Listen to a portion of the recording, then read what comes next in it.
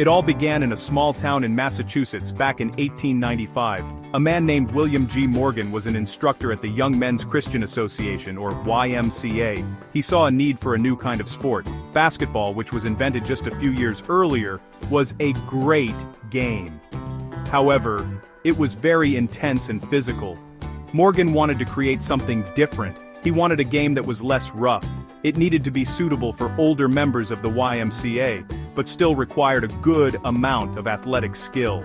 He imagined a sport that could be played indoors by any number of players, combining elements from other games he knew. Morgan's idea was to create a team sport that focused on skill over pure strength. He took inspiration from several places. He borrowed the net from tennis and raised it high above the floor. He thought about the use of hands from handball and the concept of innings from baseball. His goal was to design an activity that would keep people active during the cold winter months without the high risk of injury that came with more strenuous sports. This new game was meant to be a recreational activity, a way for business professionals to get exercise without the physical contact and running of basketball. It was a simple, yet brilliant concept. The first game was played in Holyoke, Massachusetts. Morgan used a tennis net, raising it to a height of 6 feet, 6 inches. The players didn't have a special ball at first. They tried using the bladder from a basketball, but it was too light and slow. A full basketball was too heavy and hurt their hands. So, Morgan asked the company, A.G. Spalding and Brothers, to create a new ball. They developed a leather-covered ball with a rubber bladder inside. It was lighter than a basketball, but heavy enough to fly predictably over the net. This custom-made ball was a crucial step in making the game work as he had envisioned. Initially, Morgan called his new creation Mint-A-Net. He presented his game at a YMCA conference in 1896. During a demonstration match, a professor named Alfred Halstead noticed something unique. He observed the back-and-forth action of the ball as it was volleyed over the net. Halstead suggested that volleyball would be a more descriptive name for the sport. Morgan liked the suggestion, and the name was quickly adopted. From that moment on, Mint-A-Net was known as Volleyball. It was a name that perfectly captured the essence of the game and helped it gain recognition as it started its incredible journey around the world. In the very early years, the rules of volleyball were quite different from what we know today. The game was more about keeping the ball in the air than about powerful attacks. Any number of players could be on the court at once, making it a great group activity. A match was composed of 9 innings, and each team was allowed 3 outs per inning, similar to baseball. There was no limit to the number of times a team could hit the ball before sending it over the net. This made for long, continuous rallies, which fit Morgan's goal of a less intense, recreational sport for everyone to enjoy. As the game's popularity grew, players and organizers saw the need for more structure. The rules began to change to make the game more competitive and standardized. In 1916, the set and spike were first introduced in the Philippines. This offensive strategy added a new layer of excitement and skill. The Filipinos called the spike a bomba, and the person who set the ball a bomberino.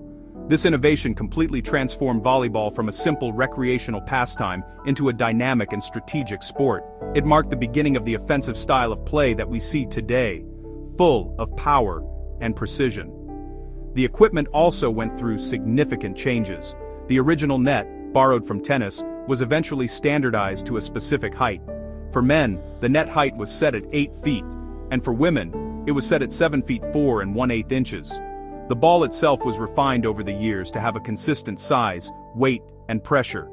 This ensured that the game was fair and predictable no matter where it was played. The development of a standardized ball was essential for volleyball to become a serious competitive sport. These changes made the game faster, more athletic, and much more thrilling for both players and spectators. The spread of volleyball happened quickly, thanks in large part to the YMCA network. YMCA instructors who had learned the game from William G. Morgan traveled to different parts of the United States and the world. They brought volleyball with them, introducing it to new communities. The game was also carried overseas by American soldiers during World War I. They played it in their downtime, and people in Europe saw this new, exciting sport. Soon volleyball courts started appearing in countries across Asia and South America, as the simple rules and minimal equipment made it easy for anyone to start playing. The global growth of volleyball in the 20th century was truly remarkable. After being introduced to new continents by soldiers and YMCA missionaries, the sport quickly took root. In Asia, countries like Japan and the Philippines embraced it early on, developing their own unique styles and strategies. In Europe, the game gained a strong following, especially in the Eastern countries. By the 1930s, national volleyball associations had been formed in many nations, and they began organizing their own tournaments. The sport's appeal crossed cultural and political boundaries, uniting people through a shared love for the game. It was clear that volleyball was no longer just an American pastime. A major milestone in volleyball's history came in 1947 with the creation of the Fédération Internationale de Volleyball, or FIVB. Representatives from 14 countries met in Paris, France, to establish a global governing body for the sport. This was a critical step in unifying the rules and organizing international competitions. The FIVB's first president, Paul Libaud of France, guided the organization through its formative years. The creation of the FIVB gave volleyball a formal structure and a clear path toward becoming a major international sport. It paved the way for world championships and eventually a place on the world's biggest sporting stage. That ultimate goal was achieved in 1964 when volleyball made its debut as an official Olympic sport at the Games in Tokyo, Japan. This was a monumental moment for everyone who loved the game. Being part of the Olympics gave volleyball incredible visibility and prestige. The whole world could now watch the best teams compete for the ultimate prize, an Olympic gold medal. The Soviet Union won the first men's gold medal, while the host nation, Japan, captured the women's gold. This Olympic inclusion cemented volleyball's status as a premier global sport and inspired millions of new players and fans. Since its Olympic debut, volleyball has continued to grow and evolve. The game has become faster, more powerful, and more athletic. The level of competition at the international level is incredibly high, with teams from all over the world battling for supremacy. The FIVB has expanded to include over 220 national federations, making it one of the largest international sporting federations in the world. The journey from a simple YMCA gym in Massachusetts to the Olympic podium in Tokyo is a testament to the game's universal appeal. Volleyball has truly become a sport for the world, played and loved by people of all ages and backgrounds. Modern volleyball is a fast-paced game of skill, strategy, and teamwork. It is played by two teams with 6 players on each side of the court. The main objective is simple: to send the ball over the net and make it land on the opponent's side of the court. A team can also score a point if the opposing team makes a mistake, such as hitting the ball out of bounds or failing to return it over the net. Each team is allowed a maximum of 3 touches to return the ball. This rule forces teams to work together, using a combination of passes to set up an attack and score a point. A point in volleyball begins with a serve. A player stands behind the end line of the court and hits the ball over the net to the opposing team. A good serve can be a powerful offensive weapon, making it difficult for the other team to return the ball effectively. Once the ball is in play, the rally begins. The receiving team's first touch is usually a pass, also known as a bump. This is where a player uses their forearms to direct the ball to a teammate called the setter. The setter's job is to execute the second touch, placing the ball perfectly for an attacker to strike. The most exciting moment in volleyball is often the spike. This is the third touch, where an attacker jumps high in the air and hits the ball forcefully down into the opponent's court. A powerful spike is very difficult to defend and is one of the primary ways to score points. To counter the spike, the defending team can use a block. 1, 2, or 3 players at the net can jump up with their arms extended to stop the spiked ball from crossing over. A successful block can send the ball right back to the attacker's side for a point. This constant battle between spikers and blockers is what makes the game so thrilling. One of the unique features of volleyball is the rule of rotation. After a team wins a point from the other team's serve, also called a side-out, its players rotate their positions on the court in a clockwise direction. This means that every player gets to play in both the front row, near the net, and the back row. This rule ensures that all players need to be well-rounded with skills in both offense and defense. It emphasizes the importance of teamwork, as everyone must contribute in different roles for the team to be successful. It is a core principle that makes volleyball a true team sport. While indoor volleyball is the most widely known version of the sport, the game has adapted to many different environments. One of the most popular variations is beach volleyball. Played on sand with only 2 players on each team, beach volleyball requires a different set of skills. The court is slightly smaller, and the soft sand makes jumping and moving much more challenging. Players must have incredible stamina and be skilled in all aspects of the game, as they have to cover the entire court with just one partner. Beach volleyball became an official Olympic sport in 1996, and its fast-paced action and fun atmosphere have made it a fan favorite. Another important adaptation of the game is sitting volleyball. This version was created to allow athletes with physical impairments to compete at a high level. The game is played on a smaller court and the net is much lower. Players must keep their pelvis in contact with the floor at all times, which makes movement and positioning a unique challenge. Sitting volleyball is a fast and exciting sport that showcases incredible athleticism and teamwork. It has been a part of the Paralympic Games since 1980, providing a powerful platform for adaptive athletes to shine and inspire people all around the world. For those who love the cold, there is even snow volleyball. This newer version of the game takes the sport to a whole new environment. The mountains.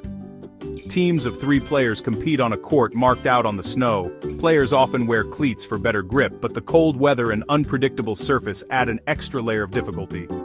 Snow volleyball is growing in popularity, especially in European ski resorts. The FIVB is actively promoting it, and there is hope that it could one day become part of the Winter Olympic Games. It proves that volleyball can be played and enjoyed almost anywhere. These different forms of volleyball show just how versatile and adaptable the sport is. Whether it's played on a polished indoor court, a sandy beach, or a snowy mountain, the core principles of the game remain the same: teamwork, skill, and a passion for keeping the ball in the air. Each version offers its own unique challenges and rewards, attracting different types of players and fans. From indoor to beach, and from sitting to snow, volleyball continues to evolve and find new ways to be played. This diversity is a huge part of its global appeal and ensures that there is a form of volleyball for everyone. The international volleyball calendar is packed with major tournaments that capture the attention of fans worldwide. The most prestigious event, held every 4 years, is the Olympic Games. Winning an Olympic gold medal is the highest honor a volleyball player can achieve. The pressure and excitement of the Olympics are unmatched, as nations come together to compete for glory. Alongside the Olympics, the FIVB Volleyball World Championships are also held every 4 years. This tournament features more teams than the Olympics and is considered a true test of a team's depth and consistency over a long competition. Winning a world championship title is a massive achievement in the sport. Another key international competition is the Volleyball Nations League, or VNL. Held annually, the VNL brings the world's top men's and women's teams together to compete in a round-robin format in cities all over the globe. This tournament provides fans with consistent, high-level volleyball throughout the summer and allows teams to test their rosters against the best competition. There are also continental championships, such as the European Championship and the South American Championship, which are fiercely contested and carry a great deal of regional pride. These tournaments are crucial for teams to qualify for larger world events. Over the years, several countries have established themselves as powerhouses in the world of volleyball. In men's volleyball, countries like Brazil, Italy, Poland, Russia, and the United States have consistently been at the top. These nations have strong professional leagues, excellent development programs, and a deep passion for the sport that fuels their success. They have produced some of the greatest players in history and have been part of many legendary finals at the Olympics and World Championships. The competition among these top teams is always intense and makes for captivating viewing. On the women's side, the list of champion countries is just as impressive. Nations like China, Brazil, the United States, Russia, and Japan have all had periods of dominance. The Chinese women's team is known for its discipline and tactical brilliance, while the Brazilian team is famous for its flair and powerful attackers. The United States women's team finally captured its first ever Olympic gold medal at the Tokyo 2020 Games, a historic moment for the country. These teams showcase incredible athleticism and skill, inspiring young girls around the world to pick up a volleyball and dream of becoming champions themselves. So, what makes Brazil a dominant force in volleyball? It is a combination of culture, passion, and a brilliant system for developing talent. In Brazil, volleyball is second only to soccer in popularity. The sport is played everywhere, from the famous beaches of Rio de Janeiro to schoolyards and clubs in every town. This widespread participation creates a huge pool of potential players. The Brazilian Volleyball Confederation has a well-organized structure that identifies promising young athletes and guides them through a professional development pathway. This system, combined with passionate fans and world-class coaches, has created a culture of excellence that consistently produces champion teams. Around the world, volleyball is a core part of school physical education programs and community clubs. Its appeal lies in its accessibility. You don't need a lot of expensive equipment to play, just a ball, a net, and some friends. The sport teaches valuable life lessons, such as teamwork, communication, and discipline. Players learn how to trust and rely on their teammates, to communicate clearly under pressure, and to work hard to achieve a common goal. These skills are important not just on the court, but in all aspects of life.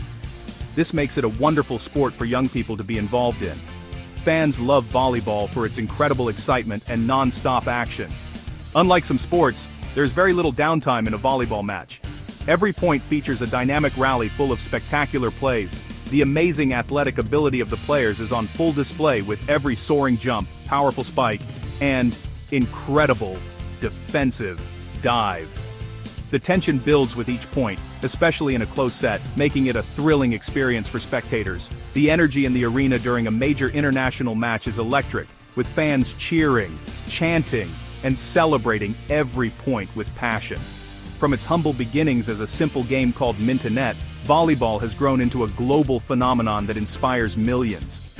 It is a sport that celebrates both individual brilliance and the power of the team. It connects people across different cultures and backgrounds, united by a love for the game. Whether you are a player striving for an Olympic medal or a fan cheering from the stands, volleyball offers a powerful sense of community and excitement. Its journey is a story of innovation, growth, and the universal joy of sport, and its bright future promises to inspire generations to come.